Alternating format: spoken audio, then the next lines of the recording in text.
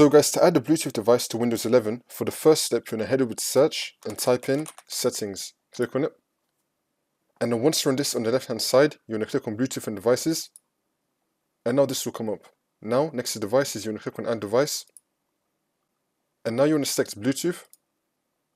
If your computer supports Bluetooth and your Bluetooth device is trying to pair right now, then it will appear right here. You can select it and it will add it. If your device does support Bluetooth, but this is not working right now, we're going to try two fixes. So for the first fix, you just want to close out of this. Now on the left hand side, you're going to click on Windows Update. Click on check for updates, make sure your computer is fully up to date. And now for the second fix, you want to head over to search again and type in services. Click on it. Now once you're on this, you want to scroll down a little bit till you find Bluetooth support service. Double click on it. Make the startup type automatic and then click on start, which will then make the service status running, and then click on OK.